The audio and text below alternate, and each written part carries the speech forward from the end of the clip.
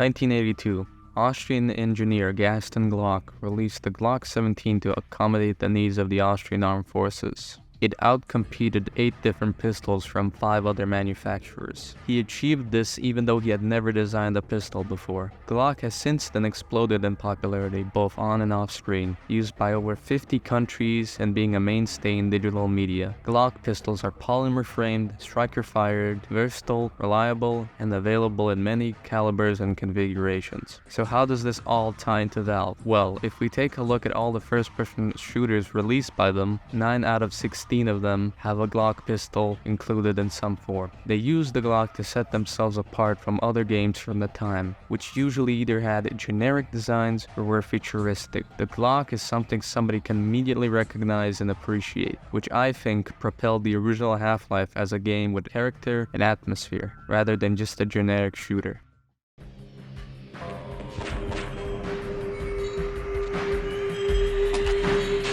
The 9mm pistol in Half-Life, Opposing Force, and Blue Shift is a Glock 17, being the standard issue firearm of Black Mesa security guards. It's a pistol with 2 fire modes and a 17-round magazine. However, it lacks the damage output that other weapons offer. The primary attack has a fire rate of 200 rounds per minute with decent accuracy.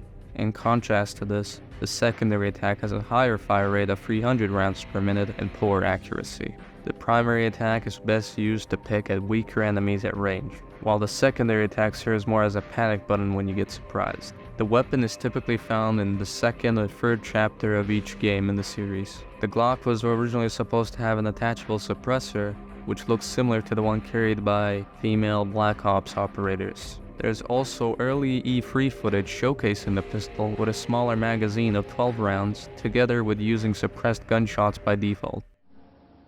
Open fire. Even though there is no suppressor present.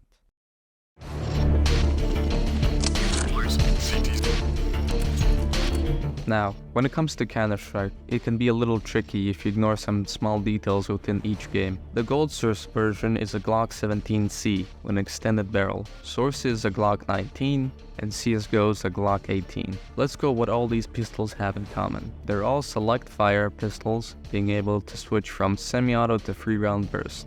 20-round magazine capacity, low damage, and cheap. It is the starting pistol of the terrorist side, but still available to purchase by both teams in all but CSGO. For the most part, you should stick with semi-auto, which gives you good accuracy and spread control. Utilize the high magazine capacity to overwhelm and disorganize the CTs. Hold up.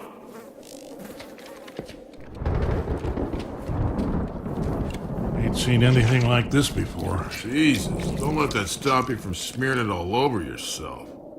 Left 4 Dead, released over 15 years ago, having a very limited arsenal of weapons, with only 5 primaries to choose from and 1 pistol, being the M1911, that could be dual-wielded. But when Left 4 Dead 2 came out, the weapon selection would be greatly expanded. This would include 3 new sidearms: the Desert Eagle, P220, and the Glock 26. The Glock can only be used alongside with the P220, and its appearance is quite enlarged compared to the real-world counterpart. The pistols have decent damage, even doing more damage per shot than the M16.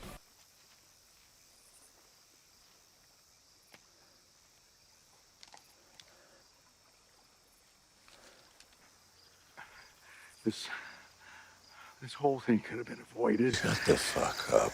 The fire rate is also pretty high, especially if you have an auto clicker, being able to achieve 600 rounds per minute coupled with a combined 30 round capacity. It can be quite an effective horde exterminator. I hope you liked this little overview of the relationship between Valve and Glock and how their pistols are portrayed. If you want a more in-depth analysis of pistols, check out my Fallout New Vegas video, where I go over all the handguns in the game. Thank you and God bless.